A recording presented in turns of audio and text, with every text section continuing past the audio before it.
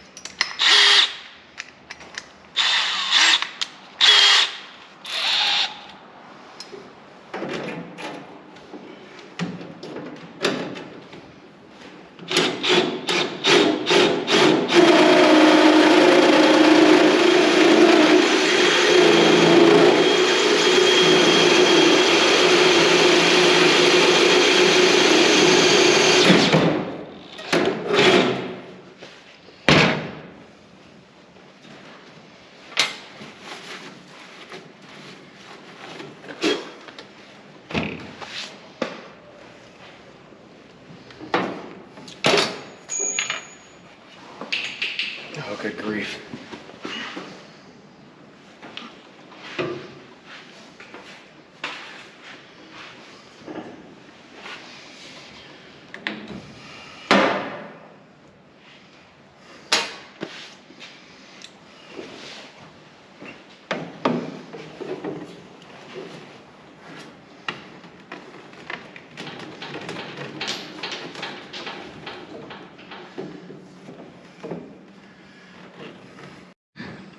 So there that is. It's not very high tech, but you know, it just gravity feeds. Some 1-inch tubing from the hardware store. I cut the holes a little bit smaller so that they just kind of fit in there, and they'll hopefully just stay. And then they should be out of the way of the plunger. And you know, it just drops the granulars in there. You know, nothing really special about it. I still need to wire it up, wire up the power to it. I'm trying to make it look kind of neat, and run that over and down so that we can get power to the tractor, or from the tractor rather. And then next season we'll have to calibrate it, make sure that it's actually, you know, putting out what we want it to. There are quite a few instructions that go with calibrating it. There's a few videos on YouTube you could look for. But this is just a Ganndy P45, so it holds about 45 pounds of the granular inoculant. So it only came with this back bracket. I had to build the stand. Again, you just kind of have to make it work for what you've got. So it is what it is. Looks like it's holding pretty good. So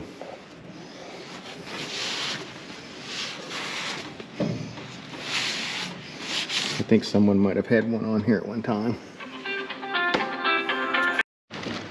So I need to run the wires to the preservative applicator, and you know, I could just put this up there and you know, just kind of run it along and stuff, but I don't like that. I don't like the way it looks. I think it's kind of janky and unprofessional. So and it leaves the wires kind of exposed, you know. So I'd like to put on a protective sleeve. So you can buy this stuff Amazon to run all the wiring in. So this is what I do. It kind of cleans it up, makes it look neat, but it also provides a little bit of protection for it. So but to run the whole wire through there, you kind of got to work at it a little bit. Take a little bit of time to run this through, but this way I can run it along the bottom of the baler, and then back up to the cab of the tractor there, so that you know, I can hook these items up. I've also got a moisture meter on the tractor. It has a little bit different cable, so I didn't run it in something like this. It was a little bit more stout. This is just really just some I think it's 14 gauge, maybe 16 gauge. Don't quote me, I'm not an electrician.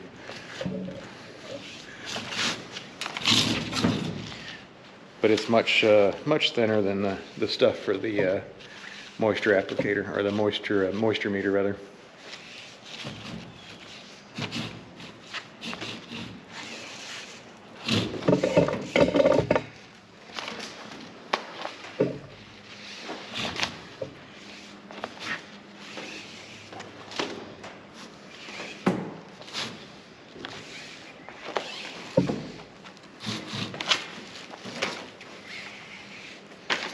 Just takes a little bit of finesse, kind of got to work with it.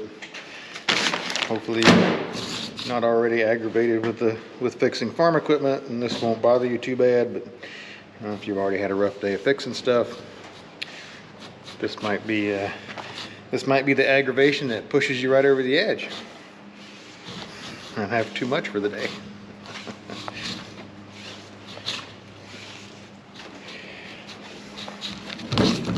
If you're not fixing something, are you even farming? I mean, because it seems like no matter how hard I try, every time you go to grab something to go use it, it needs fixing and maintenance and repair, and something breaks and doesn't work right, and I mean, you know, and I'm pretty meticulous about maintenance. You know, upkeep. Try to always make sure that stuff's well maintained and ready to go. But the gremlins come out at night. Those farm gremlins, and you know, they mess with your stuff at night. And the next day you come in, or the next time you use it, you're like, I gotta fix all this stuff. Why? It's because of farm gremlins.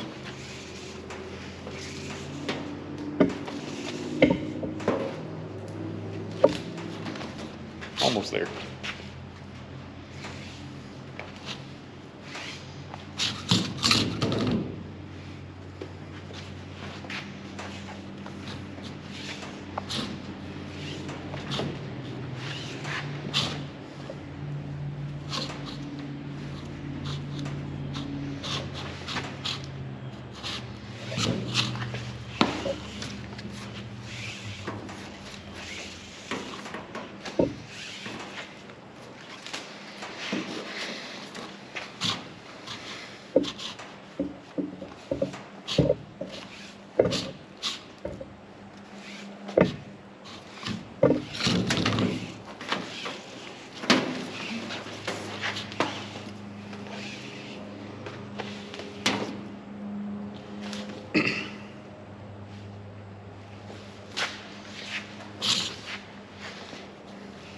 I'm sure they didn't give me a whole lot of wire, so you know, I'm gonna have to make sure you can use all of it, not make any mistakes. Otherwise, I mean, I could always add some on there, but the less connections you have in there, the less points of failure.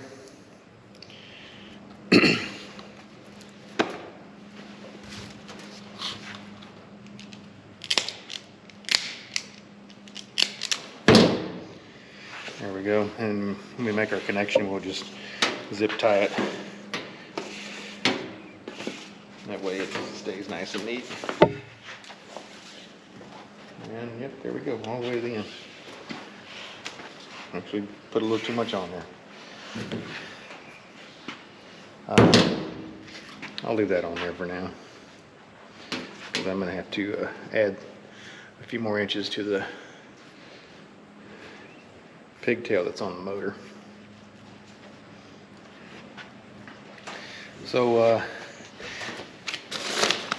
course the kit comes with these quick connects, and I mean these are okay. I mean, you know, you can get by with these, but they're not real reliable. They eventually they fail. They get corrosion in them and stuff. So it's better to make a soldered connection, or at least a waterproof one. So I'll use these heat shrink soldered connections here, and it makes a nice waterproof connection. It's just a little bit better than those quick connects. Certainly the little crimp-on ones that you get from the auto parts store, you know, at least these here are waterproof. So I would recommend upgrading.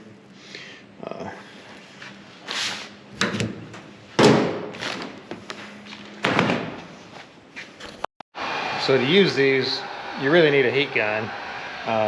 You know, you could get by with a lighter, but you're probably going to melt it and burn it. And a heat gun's better. Maybe you make sure you get a nice connection.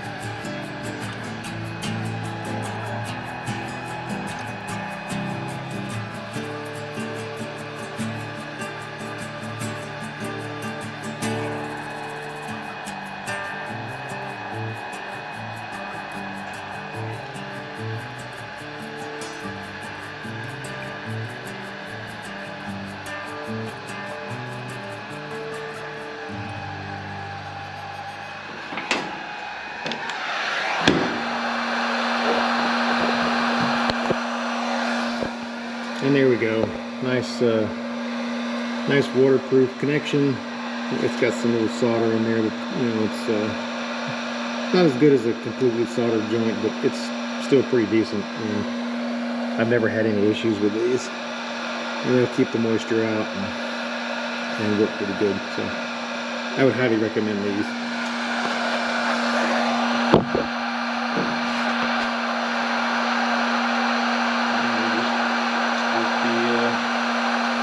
Cover back over.